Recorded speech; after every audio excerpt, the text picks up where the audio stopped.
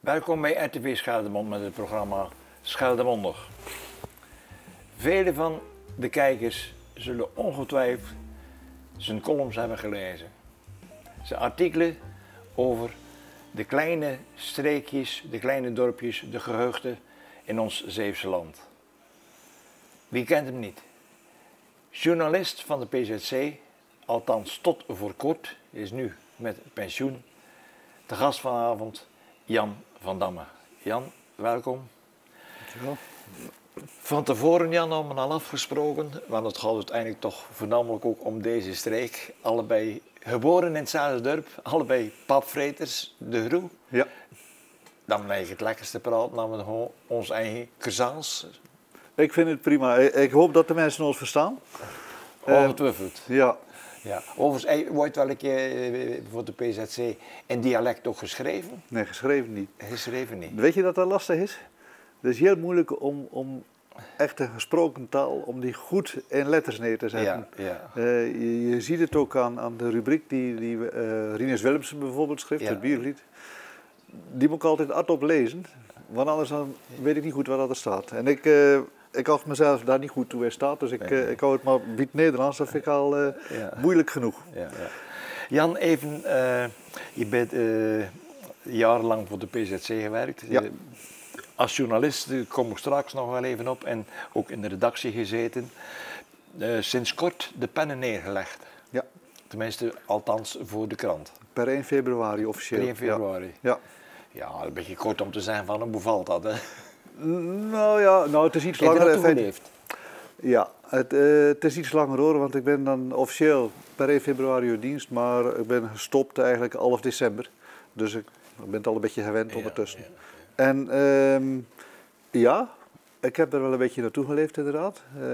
Ik ben 40 jaar, praktisch 40 jaar, bij die krant geweest. En ik heb er veel mee meegemaakt. Ik heb er echt een hele mooie tijd gehad. Maar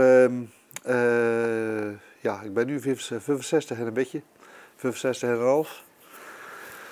En dan komt er toch een tijd dat je bij jezelf ook wel eens gaat nadenken. Dan gebeuren er een aantal dingen dat je denkt van ja, moet ik het echt helemaal tot op het laatste moment uitzien? En dat zou voor mij geweest zijn 66 jaar en 10 maanden, dus dat is over een jaar. En dat vond ik eigenlijk, ja, daar ben ik over gaan nadenken op een gegeven moment. En dat waren eigenlijk diverse aanleidingen. In mijn onmiddellijke omgeving waren er collega's van mij die iets jonger waren en die van het een op het andere moment omvielen, echt. Een collega die bijvoorbeeld ook heel actief is geweest in Zuid-Vlaanderen, die is op een fietstocht is die van zijn fiets gevallen en die is niet meer opgestaan. Nou ja, dat zijn dan gebeurtenissen, daar ga je denken van ja, kan gebeuren. Zo ben er waarschijnlijk toch een aantal mensen van onze leeftijd. Ik ben dan wat ouder dan jou. Maar ja, die dergelingen ook en meegemaakt. En zegt, er komt een moment dat je inderdaad over dit soort dingen gaat nadenken. Ja. Maar Jan, ik wil nog even terug naar het begin. Ja? Je bent in de Groe geboren. Ja.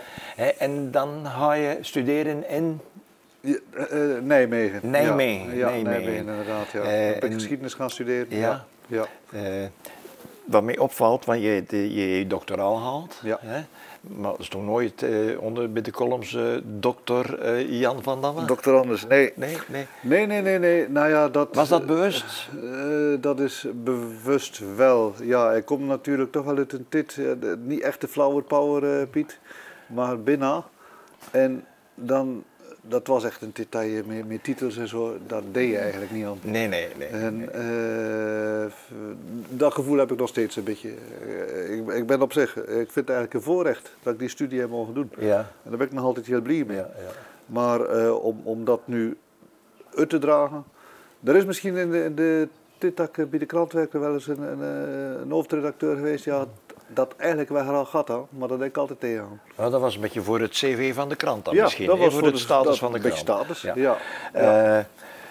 Het heeft ook een beetje mee een afkomst te maken uit de Groe, een klein dorp. Iedereen de wederopbouw na de oorlogsjaren, hard werken, niet moeilijk doen en dan status, och.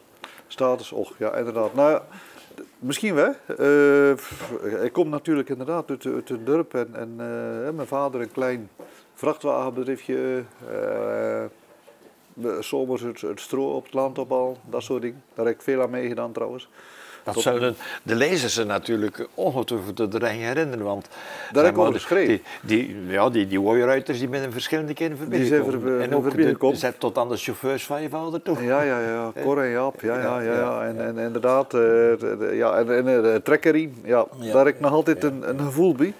Ik weet niet of je wel eens op een trekker hebt gezeten, Piet, maar... Ik heb maar eens op een trekker gezeten, Als je s'avonds, als het zomer is, juli, augustus, en je haalt dan s'avonds om 10, 11, 12 uur, of 's nachts dus eigenlijk, het stro op het land. En je zit op een trekker en de uitlaat is warm. En daar dansen allemaal mugjes voor rond en je riet dan over de land. Nou, dat is wel betoverend, hoor. En daar denk ik nog altijd meer veel plezier aan terug. Ik doe het niet meer, maar ik zou het nog best een keer willen. Hetzelfde is overigens mee een vrachtwagen. Je studeert dan af. Je eerste baan was ook direct bij de PZC gaan werken. Na je studie? Ja, dat was per ongeluk. Dat was per ongeluk, ja, maar doet het nu. Ik ben er aan. Ja, dat is waar. Ja. En dan...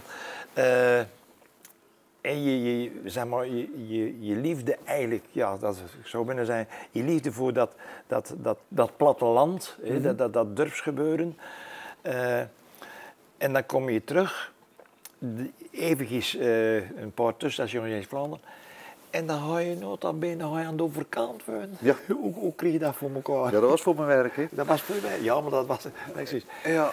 Maar nooit het idee had van, ik maak toch die overstap nog een keer terug. Naar de goede kant van de Schelde. De goede kant van de Schelde, ja, dat is inderdaad waar je het bekijkt. Ik vind allebei een mooie kant, moet ik zeggen. Ja, toch wel. Ja, absoluut. Ja. En ik ben niet de enige overigens, want het is wel grappig. Ik woon in Middelburg, aan de Noordweg. En dat heb ik dus ook ontdekt na een aantal jaar toen ik daar woonde. Wie woont daar ook? Marijke Sisso. Dat is de dochter van de smid in de groep. Ja. Nou, die woont daar ook al heel het leven. En eentje aan de andere kant, daar woont Jan Verbergmoes. Kom in Bresjes. Die woonde tegenover Verdun. Nou ja, als je de overstap maakt naar de overkant en dan vooral naar zo'n stad als Middelburg. Ik ben tijdens mijn studie, samen met mijn echtgenote, we studeerden samen af namelijk, zijn we veel in Middelburg geweest. En toen we er daar rondliepen, dat was in de jaren, begin jaren 80. Toen zeiden we tegen elkaar al van, goh, dit is een stadje, daar zouden wij willen wonen. Ja. En op dat moment zaten we dan eigenlijk bij Edinburgh in Heile en later dan even in Bresjes. Nou, toen kwam de gelegenheid door mijn werk, dat ze zeiden, we willen niet aan de overkant komen, want dan kun je al meer verslaggever worden. Dus dat hebben we toen gedaan. En toen zijn we aan de Noordweg gekomen, dat is aan de rand van Middelburg. En dat is eigenlijk een beetje half stad, half platteland. Ja. Jan, ik wil even terugkomen op dat, eens wat je dan vertelt over die trekker en die mugjes en al dat soort dingen meer. Ja. In je column stond er ook altijd iets. Ook in zo je over die kleine hugjes, die buurtschapjes. Ja. Buurtschappen schreef. Ja. En even terug naar je columns. Kijk bijvoorbeeld, elke dag is er een andere columnist in de PZC. Die hebben allemaal een eigen stijl. Ja. Maar zoals je dan vertelt, en je taal over dat platteland, je omschreef het, mag ik het zeggen, soms een beetje moeilijk, vond ik. Ik ken het idee dat er in Jan van Damme ook een schrijver zat die toch literair voor zijn toch wel ergens een lat een beetje oorleggen. Soms kun je het inschatten, zoals ik het zeg, soms ook heel symbolisch omschreven.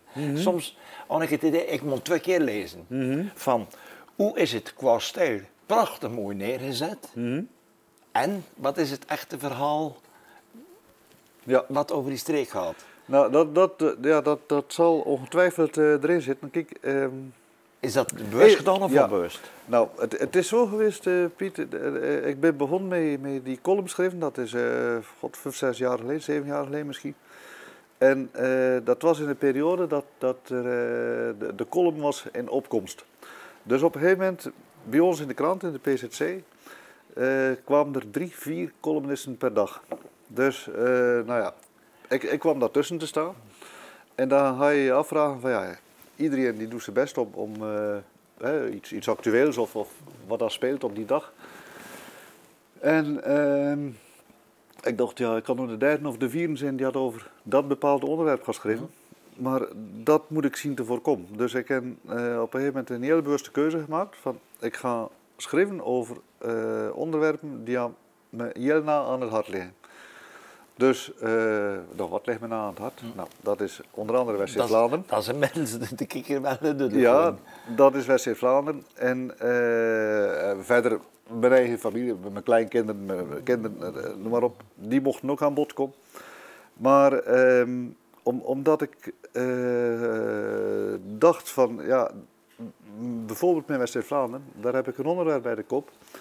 Dat kan, ik wist dat collega's die hadden dat niet meegemaakt. Dus ik ben de enige die had daar zo over kan schrijven. Nou, dus ik dacht van, nou, dan kies ik daarvoor. Dat ga ik doen. En als je dan vraagt van, ja, ik moest ze soms 2 keer lezen. Zou kunnen. Ik heb het daar met Nicolette, met mijn vrouw ook wel eens over gehad.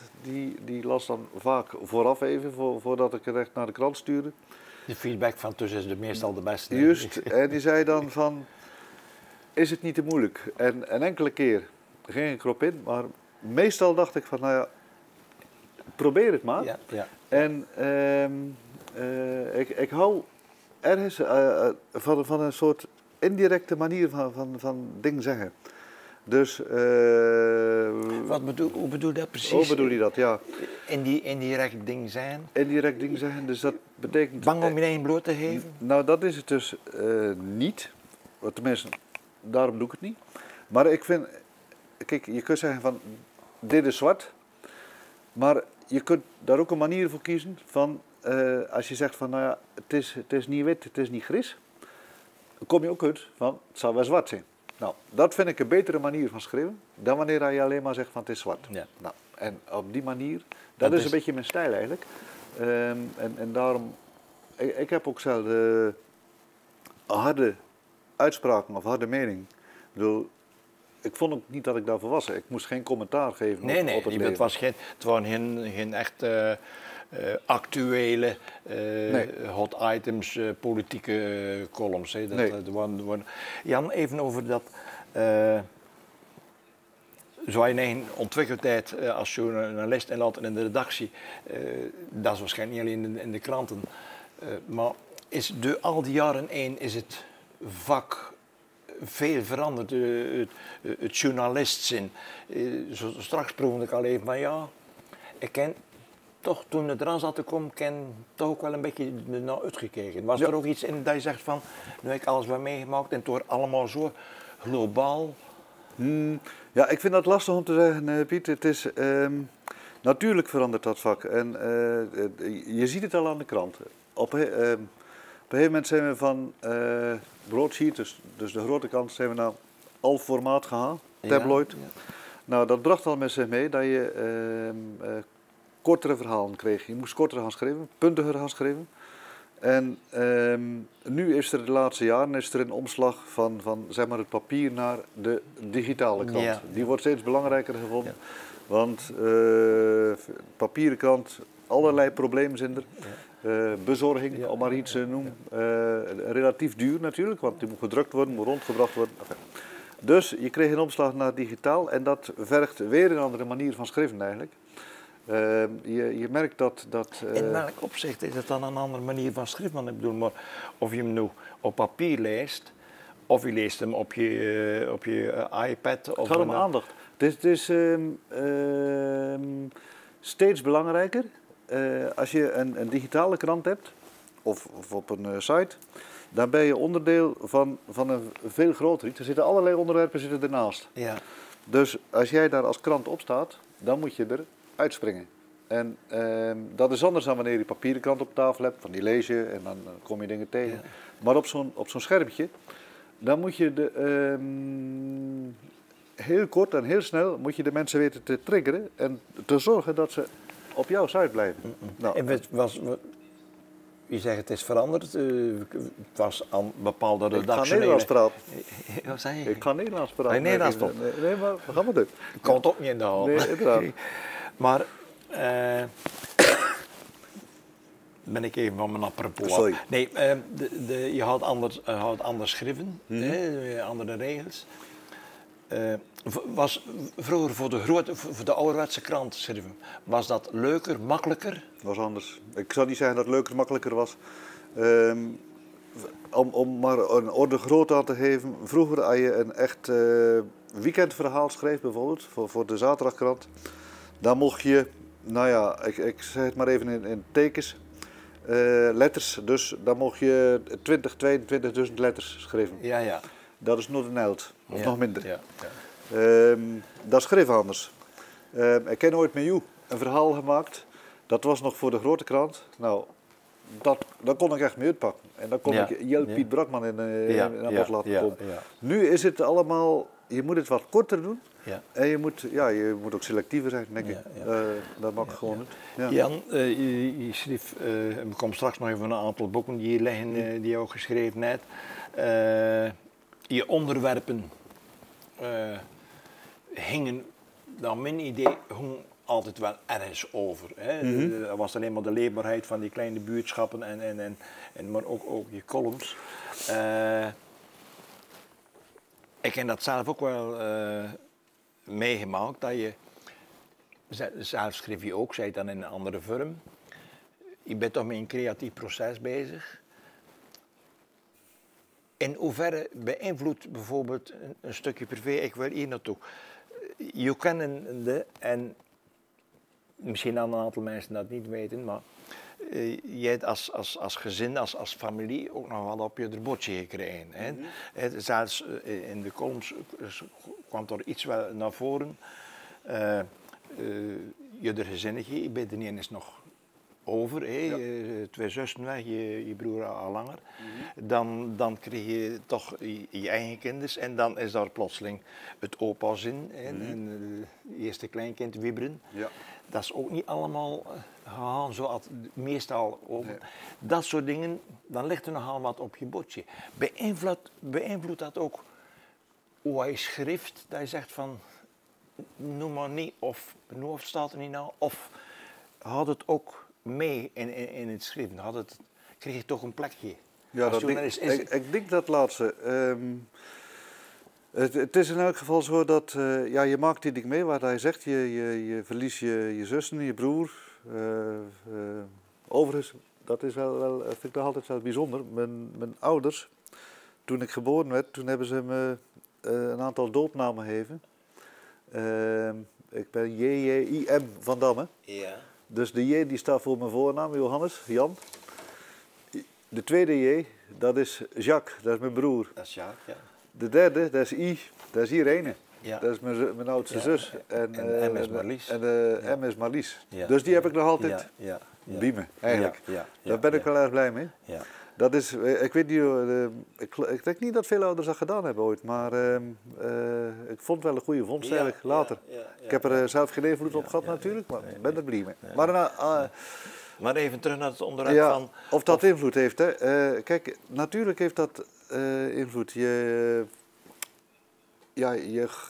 groeit daarin mee, als het ware. Kijk, het is verdriet natuurlijk, dat je meemaakt. Ja. Er staan overigens ook heel veel andere dingen, wat je al noemde, kleinkinderen en zo ook tegenover. Ja, en dat is een beetje het leven. En naarmate je ouder wordt, maak je dat soort dingen mee. En ik denk dat dat wel invloed heeft. Dat maakt eigenlijk dat je... ik denk dat je... Kijk, wat je vaak ziet in de journalistiek, dat is dat iedereen zich ontzettend druk maakt over iets wat op een bepaald moment speelt. Als er, noem maar iets, een scheiding van een celebrity of iemand die had overspel pleegt of noem maar op. Of die hele toestand rond de Voice of Holland. Nou, iedereen heeft het daarover. Nou, ik denk dat als je dan dat soort dingen hebt meegemaakt, wat ik heb meegemaakt, nou, dat je daar misschien iets minder opgewonden van raakt, laat ik het zo zeggen. Ja. Ja. Eigenlijk helemaal niet opgewonden van Nee.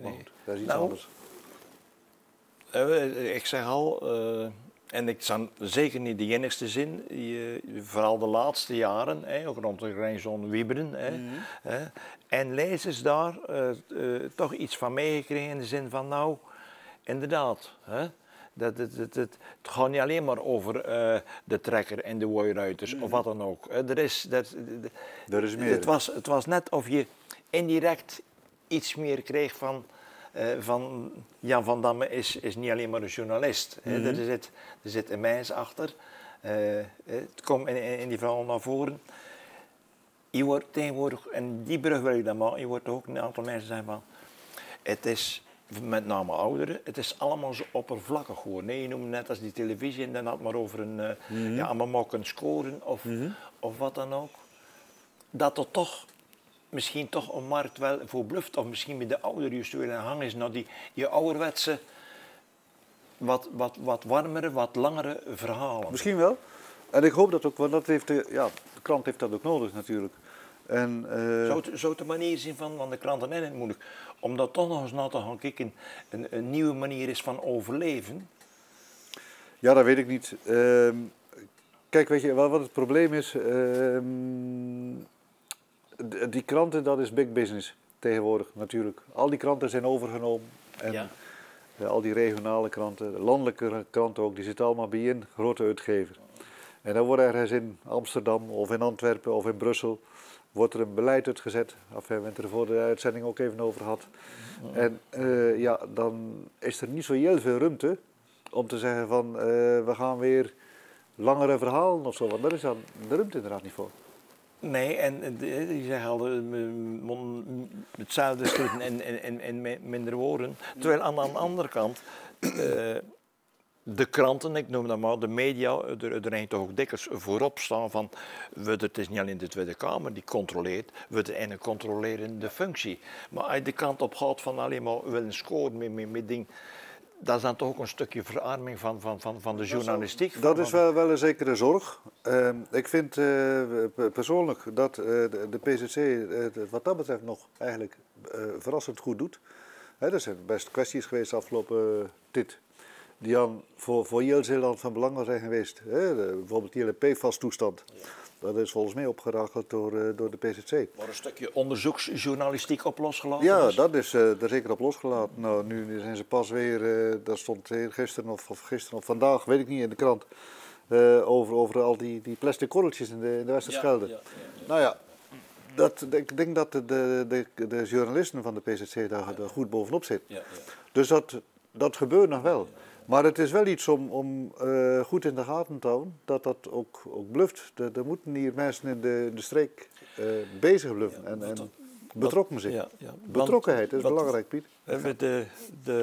Bij lezers toch wel eens een keer bijvoorbeeld horen, is dat ze zeggen, ja, die krant is veranderd. Vroeger, zodra al was het maar de kleinste commissievergadering of wat dan ook, dan echt die bijna lokale journalisten die er bovenop zaten. Dan hebben we het even over bijvoorbeeld gemeentepolitiek.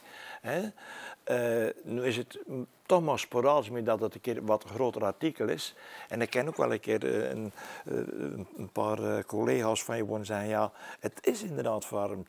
Het is groter geworden. Soms echt het idee, die krant moet vol maar op een bepaalde manier. Iemand zei, ja, ik ben net als in de supermarkt. Soms echt het idee dat ik een beetje vakkenvuller geworden ben. Nou ja, Eet zo tuurlijk kan. Dat ligt er, ja, daar ben je toch zelf bij, eigenlijk, als journalist ook. En ik denk dat je dat, als je dat gevoel hebt, ja, dan moet je dat proberen te veranderen. En die ruimte is er om dat te veranderen. Om nu even te zeggen, want kijk, vroeger is alles beter. Ik ben begonnen, Piet, ooit 1980 hier als hulpverslaggever voor de PZC.